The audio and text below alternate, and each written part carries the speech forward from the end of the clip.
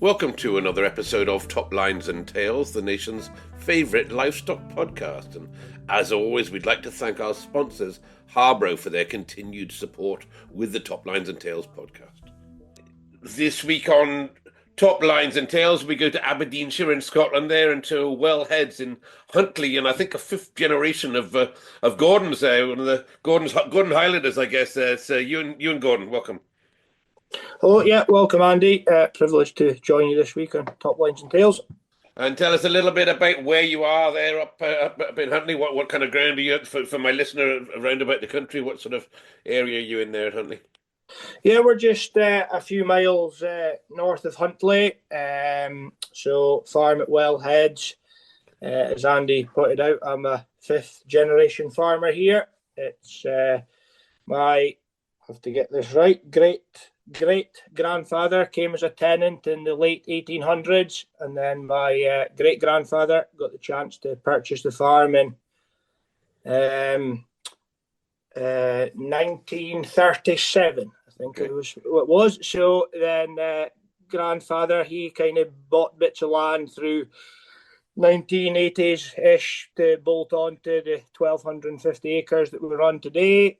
Unfortunately, grandfather died very suddenly in 1988, leaving dad to take over the farm just at 24 years old, which he done. So yeah, dad's done that since then. Okay, well, your dad, John, I know him for a long time in actual fact, and always a comedian, always likes to laugh, always plenty to say, and a director of the Highland Show, I think, a little bit, and as well, and. John, if you're listening, hello. Yeah, he's done that through his time, director of the Highland Show, and latterly Aberdeen and Northern March. He was a director there and past national chairman of Young Farmers, so he got all that fitted into his time as well. So, no, that's a kind of story there. Okay. The farm's very much an upland grass farm.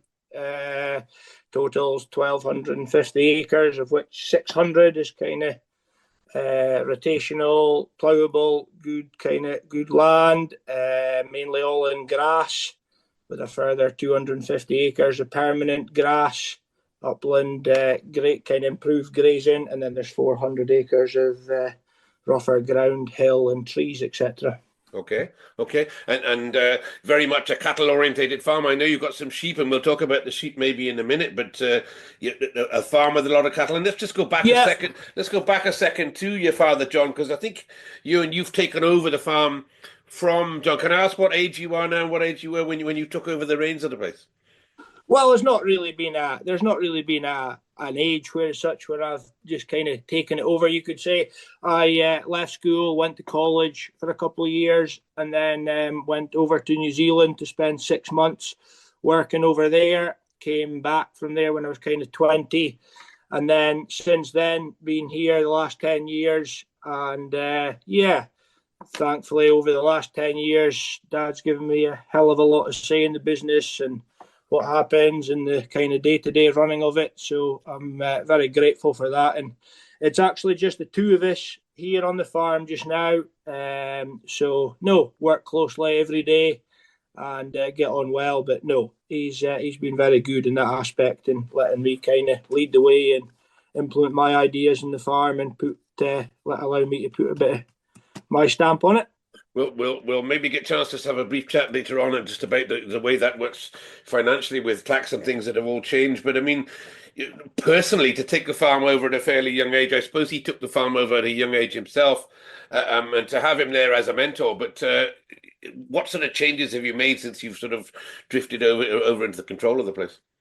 Well, a few years ago, obviously when I was a lot less to do, we did employ someone.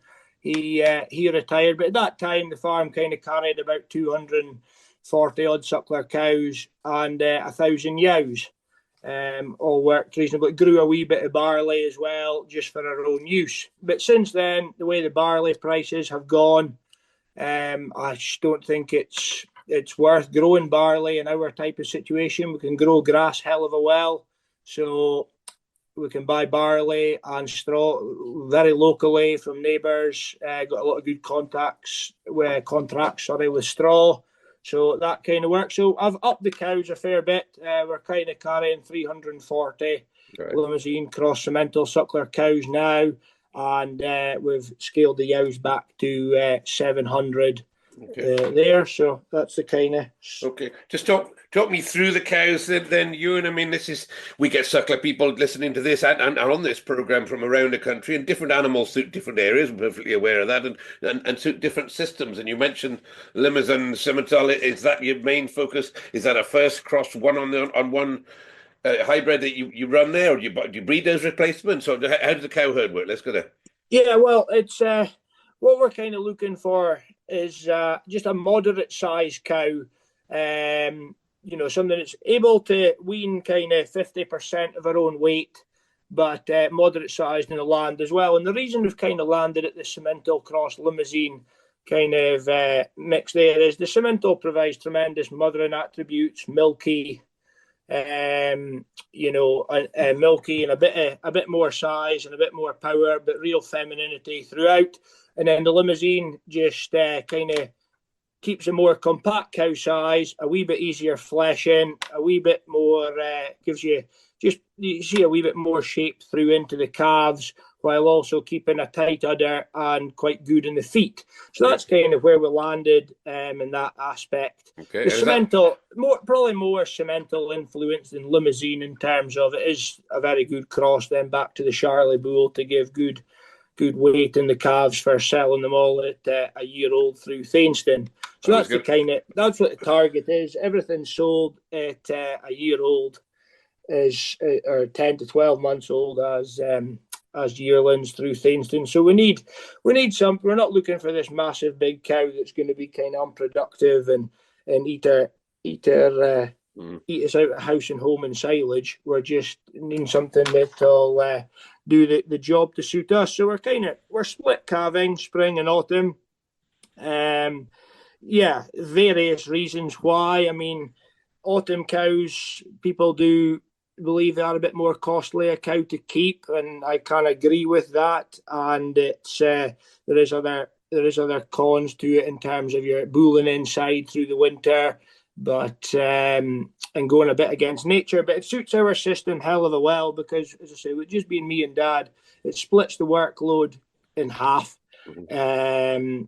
They can calving pens, etc. The calving shed, it splits that, saves you needing double that amount. Bulls is a massive thing, really. We've just got eight Charlie bulls versus if we were all spring calving, we'd be needing maybe 16 bulls, which in turns another 8 bulls at 10, 12, 14,000, another £100,000 sitting out in bulls.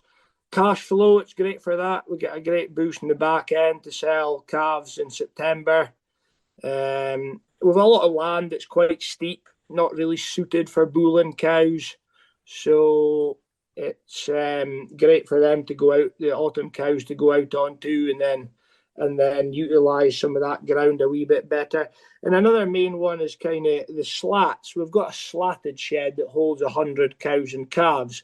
Okay. So we wean springborn calves onto the slats in October. They're on there until January, not long before selling. And then after the autumn herd is finished bulling through November, December, we can get them moved onto the slats in January.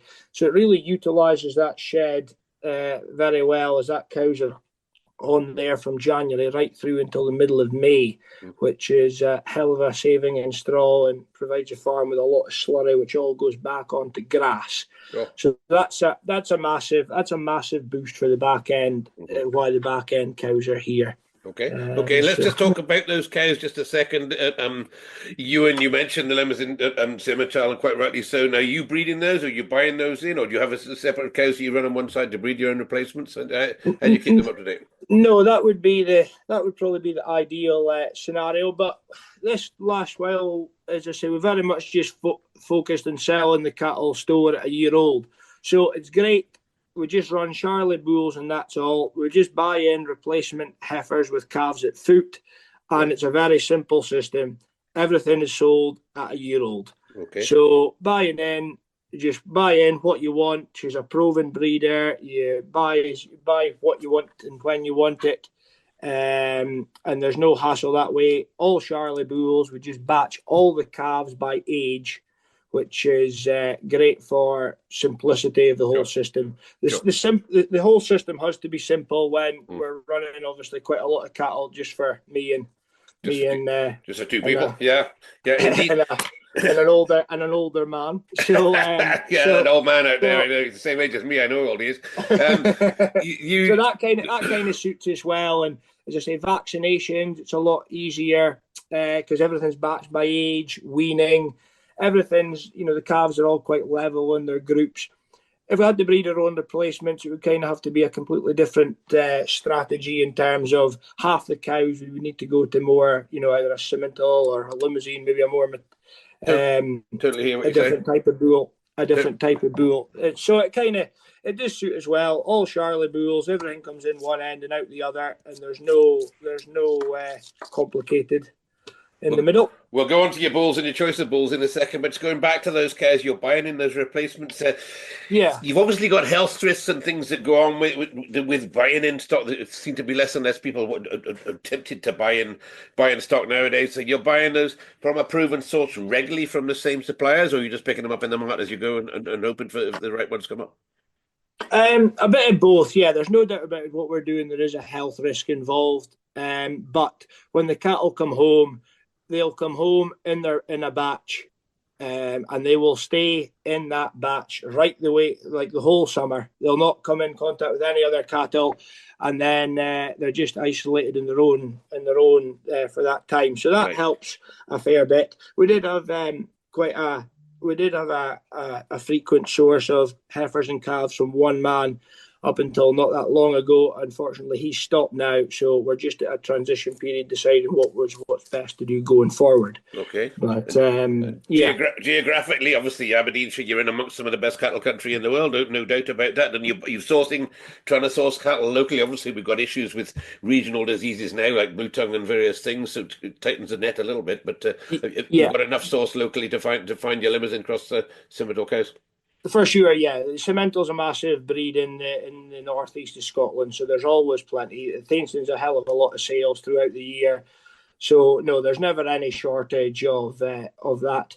But going forward, it's something that we'll probably need to look at more closely because the finishing guy's turning very competitive in the ring, and he's not worried what breed, what colour it is. And they're prepared to pay a good price with the current fat price. So it is something we'll need to look at. But right now it works real well. Just selling all the calves, 10 to 12 months.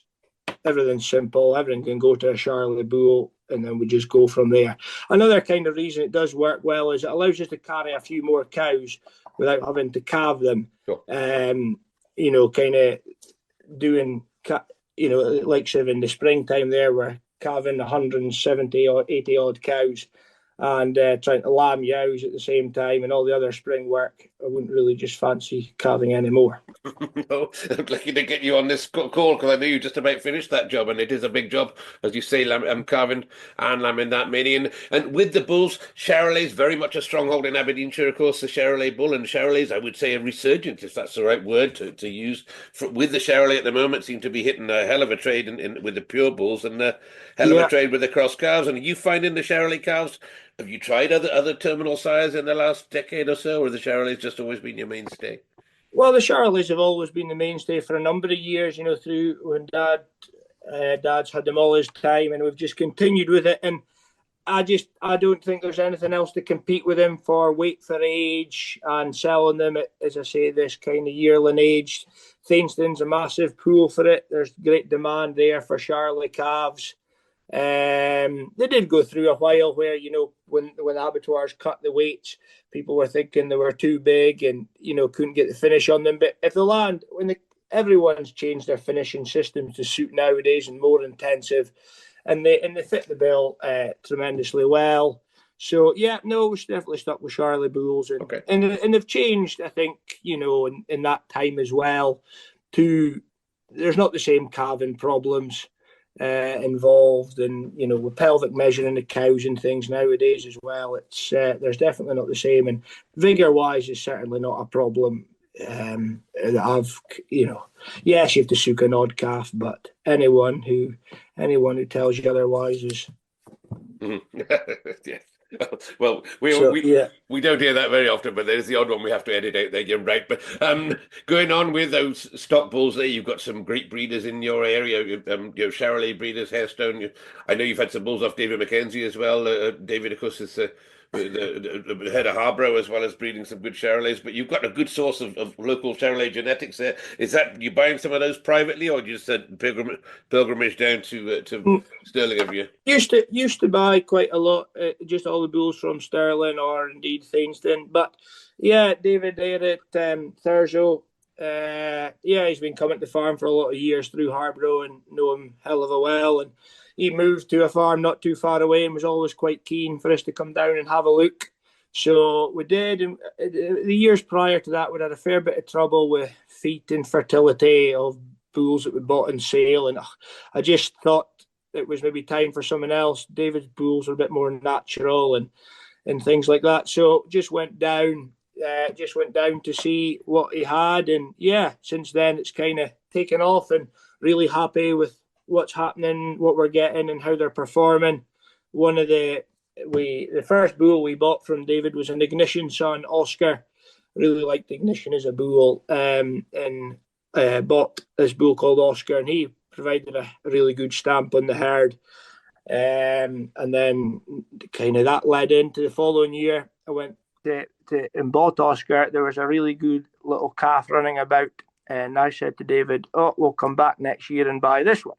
So his name was Paul, but I didn't get the chance to buy him because he wanted to keep him as a stock bull. So we got another bull from there, and he did very well too. And they've just continued. And now I've got a bull called Saint as well. He's actually a half brother. He's actually a half brother to Paul. He's out of melodic, but by Ignition, as opposed to Paul was a Gouverneur. So, and I actually now have 4 Paul sons on the farm. So we've a total, I think we've 6 or 7 Thurso bulls going about now. So yeah, they've done it very well, and really happy with them. A lot of good calves in the ground, and so good. Hope he sends you a Christmas card every year, and with that as well, of course, you mentioned Harborough. Of course, you use Harborough feed as well. Is that part of your system? Yeah, no, we're all Harborough here. So no, we've been Harborough for a long time, and it's done us very well. Great variety of products at competitive prices, and does what it says in the tin. And really happy with everything, whether it be sheep feed, cattle feed, minerals, etc. It's a great service from Harborough the whole and David. So that's good. Let's just move on a little bit with regards to figures. Obviously, you weigh your calves at a certain time. Is that something you can keep a close eye on the weights? Is it recording very much part of your system there, or they just go through it at the door? No, it is. It is. It is. So we're, as I say, all the cattle are batched by age. A calf as well. After the calf, they're batched by age and just go to a bull. We don't select any cows to go to bulls. They're just oldest kind of 25, 30 cows go one and then the next. But I record all the cows that go to the bull and then back record from there. So we can see the average weights of the bulls, their calves through weaning time, and then, wean everything coming in, record that, and make sure all bulls see what the story is and record from there. But very much everything's just everything will be sold pretty much at a year old, whatever. So, but that's the kind of story there. Okay. And we're moving on. This year had been an exceptional year, there's no other word for it, I think, for the beef trade. The beef trade has been steadily climbing, thankfully, since the Brexit times, but an absolutely exceptional trade this year. I mean, you must be up, a third or more on the previous year? Yeah. No, it was last time we sold cattle, we sold all the spring calves in the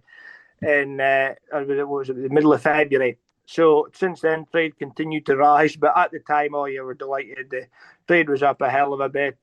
Stocks averaged 21.50 at an average of just under, I think they were 10 months, and 28 days, if I remember rightly, of an average. 2150, 2,150 pounds, yeah, for yearling cows, yeah. So, and then heifers, they finished up at, and they were just short of £5 a kilo, the Stotts, so it was tremendous. And heifers, they levelled out at 1,830, I think it was. So it was just a few pounds short of an overall average of 2,000 for the whole lot. Brilliant. No, So, that's nice to get a turn. Fat trade seems to have kept up reasonably well. It's often to slip a wee bit just now, but hopefully not too much, and everyone will get a bite of the cherry. Sure, no, that's good. Good that it's going round. And how do you see the world? We'll go into the other things in a minute, but how do you see the world market? Are things changing now with the tariffs coming in from, beef coming in from America and various things? Do you think is this still going to carry on, keep going up? Are we going to maintain this level of price in the beef industry? Do you think, Ewan? Honest opinion, no idea. It seems to change every day. I hear the news, listen to the news, and there's a different trade deal and a different tariff. I'm not sure. I mean, there's so many less cows in the country. The population's still increasing, so hopefully, I can't see in terms of meat, red meat price. I can't see there's just so much less of it being produced now, and I know it's just a drop in the ocean compared to the world markets, but. Not many people are willing to calve cows. Labour shortage is a massive thing. Farmers are getting older. There's not much incentive other than the end price to keep going in terms of subsidies, etc. So I think you've just to kind of keep going and hope for the best, and hopefully everything, as I say, it has to work for everybody. It's no use the suckler guy making good money and then the middleman before the finisher, etc., or indeed the abattoir losing money. It's got to work throughout, and I just hope that I just hope it doesn't go too high or indeed come too low. It's just to sit somewhere where it's affordable for the consumer as well, really, because compared to the alternatives, the chicken and pork and things, it is a wee bit more of a luxury. But it just hopefully kind of settles out somewhere at a fair price for all. Okay. That's so I totally agree with you that everybody needs a touch out of it, and if you're all getting a turn and a good trade, that's keeps the wheels going round for the whole industry. So let's just move on to the sheep side a little bit. There, I think you run pedigree Texel sheep as well as the commercial setup there. Would I be right? Well, we did have a small flock of Texels and Suffolks just for breeding our own tups.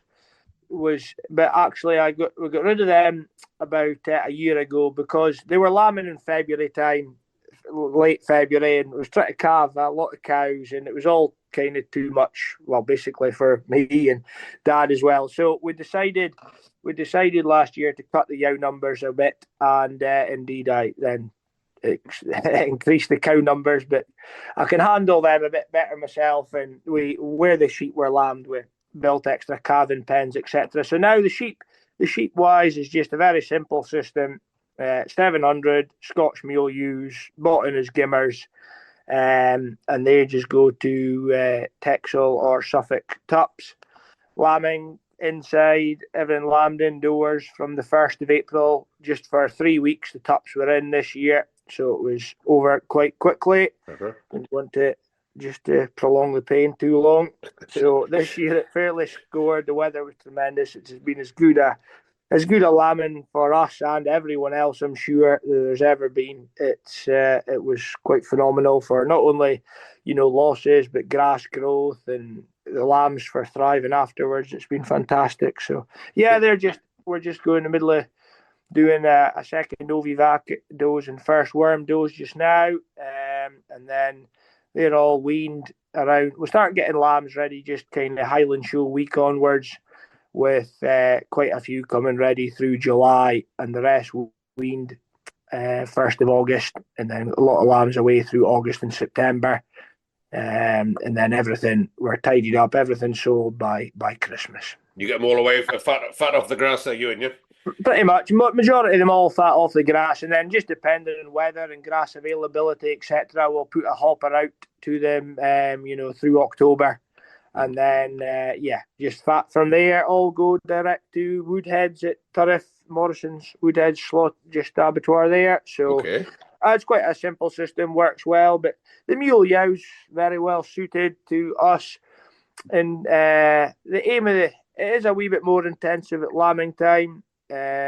We employ a self-employed shepherdess, and Mum does a hell of a lot, which is great. My wife Nicole also does quite a bit, but she got a break from it this year because we're actually expecting a baby in August. Oh, good so for you.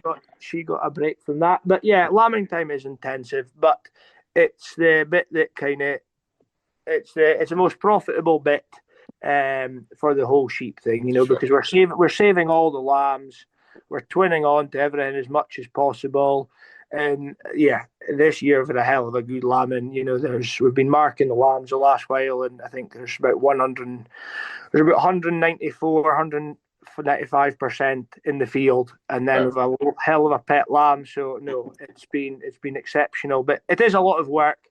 But the mule yow's fit for it to rear 2 lambs. She's fit for it, so it does work well. Sure. Okay, and the mule obviously is a very prolific ewe. And you talk about the sheds there. You've talked about getting the cows in the sheds, the sheep. You must have a hell of a shed there somewhere. You got a big setup of sheds out with it, well ahead of it. Yeah, we're quite fortunate. The steading is right in the middle of the whole farm, so we have everything's at one steading, which is kind of half the reason how myself and Dad can manage, ourselves, because everything's here. It's just one place.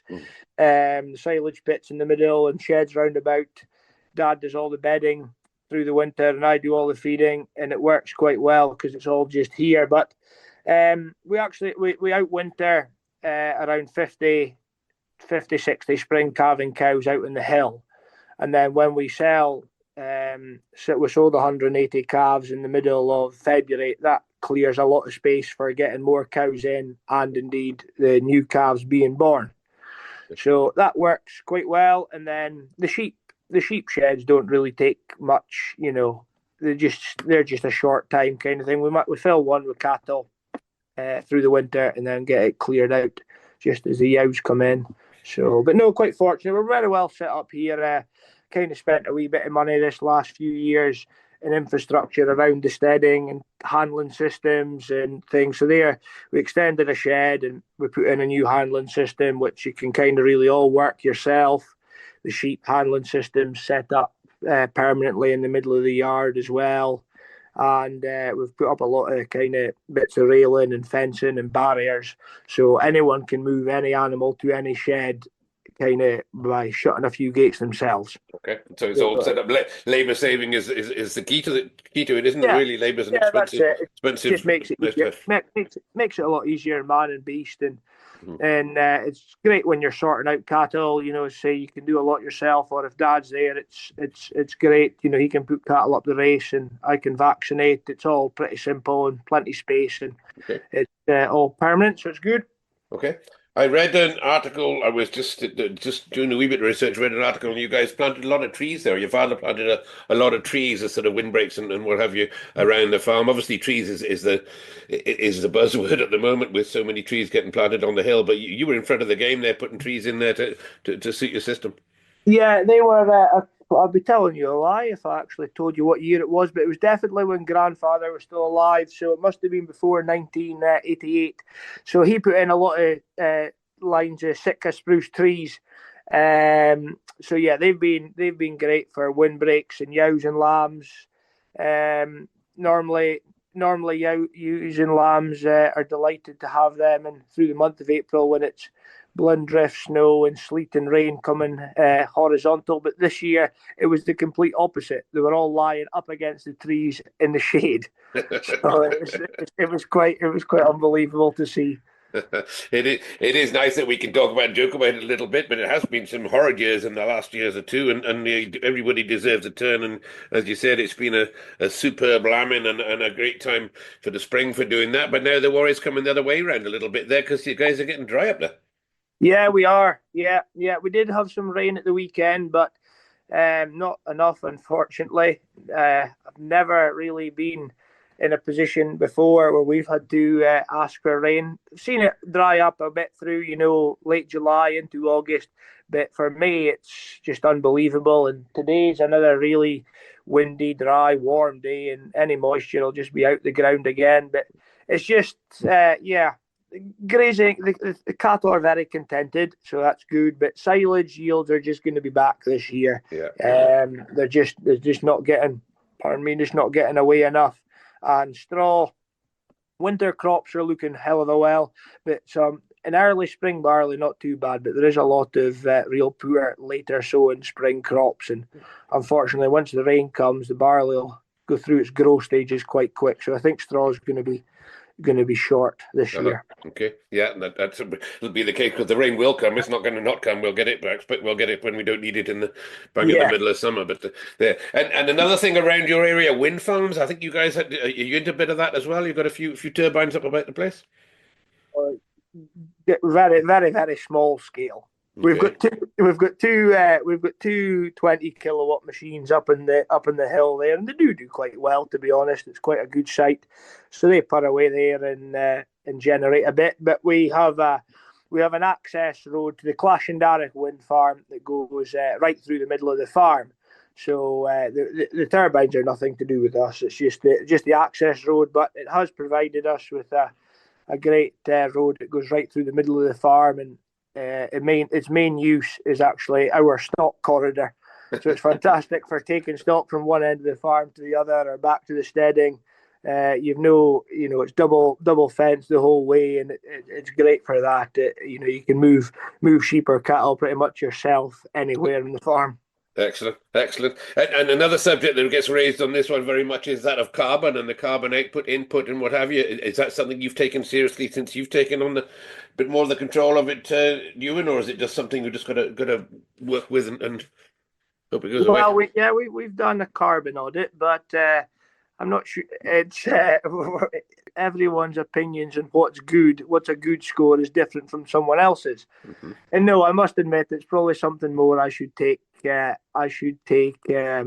bit more control of. But it's something.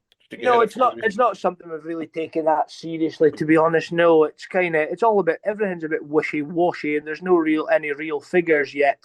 Mm-hmm. Just now, we're just coming to the end. Been enjoyed speaking to you, and the one thing we've got to mention, of course, is the football. You guys had a little bit of a turn on that as well. You've had a good year there, all round. I think you had. Yeah, Aberdeen done hell of a well. Yeah. No, it's been. It was good to see them win the Scottish Cup there last week. So no, Celtic have won enough the last few years, so that was good. Right down to penalties as well. So that was good for them, because other than that, it's been a pretty disappointing season for them in the league. Bordering on as bad as Manchester United, so that was good. Okay, right. Well, the next time, by the time this goes out, it will be getting towards the Highland Show, and your father's still involved in the direction of the Highland Show. You get down there yourself, going down to the show. It's a little bit of a different show this year with the change in the Blue Tongue rules a bit. Yeah. No, Dad's not involved in the show now. He's done his stint. So, but no, yeah, we both like to get down there for a few days and see everyone. It's a great place, a great setup, and everyone's there. It's a kind of main event in Scotland's farming calendar. So no, we'll try and get down for a few days. Well, we'll try and catch a beer with you if we can get down. If you can get there anyway, that'll be good. Ewan, it's been an absolute pleasure to talk to you about there. It's nice to talk to you of the family farm. One thing I will just like to just touch on from the family farm point of view, of course, with the change of government just recently, we've now had the government changing its rules on inheritance tax, and obviously you being a young man there taking over the farm from your father, there you kind of caught in the crossfire with that a little bit. Is that something that concerns you? Something you've been caught up in? Well, I think it concerns everyone, every farming business and every family business. There's a lot of uncertainty just now and things, but no, we've started to make quite good plans, and we're reasonably far along the road with it. Thankfully, Dad and Mum, but Dad's had the vision to include me from a young age and give me a lot of responsibility and things. So, as I say earlier, I'm very thankful for that. And yeah, we were a bit ahead of the game in the way we were heading that direction anyway, and setting things up for the future. So Good. Okay, that's good. Good, a bit of planning. That's just to a lot of people, a little bit of planning. Just keep doing it year on year rather than waiting till the time happens is absolutely the way forward with that one. Yeah, because unfortunately, it's one of these things. It can be difficult a subject to approach. If especially if there's a grandfather, a father, and a son, or two sons, or brothers and cousins, it can be difficult. But then, if it's put off, unfortunately, a death or something happens, and then it's impossible to sort out, and no one can agree, and things are all tied up because everything just gets in a mess. The best way to sort it out is when everyone's still here and able to do something about it and let everyone know what's happening. There you go, wise words again. There, as I said, it's nice to talk to a family farm there that's a profitable family farm, I would say, as well. Certainly with the way that the beef cattle job's going at the moment. So no, it's been great to chat to you and say hello to your father when you speak to him. And well, as I said, we'll try and see you down at the Highland Show there, Ewan. It's great to have you on Top Lines and Tails. No, thank you very much. It's been a pleasure to speak to you, and thank you for having me on. Thank you for listening to this week's episode of the Top Lines and Tails podcast. And as you heard in that episode, we're heading now towards the Highland Show. And don't forget to look out our sponsors if you're going to the show, look in and see Harborough. But more to the point there, if you are taking livestock or bringing livestock out for the shows, if you're getting your animals ready, then get in touch with Harborough and find out what their feeds can do for you, whether it's the cattle or sheep. Don't forget, Harborough was founded on top quality feed for pedigree sheep, and they continue to do research and developments to make sure that their feed is suited to your modern livestock. So get in touch with Harborough there, pop down and see them, pop down to your local merchant, speak to the local rep, or look them up on the internet there. So that's make sure you give Harborough a look out there. And while you're there on the internet, don't forget to join in our Top Lines and Tails Facebook community. You can look us up on Facebook there and join in the group there, and you'll find photographs and various other things to back up this and previous episodes.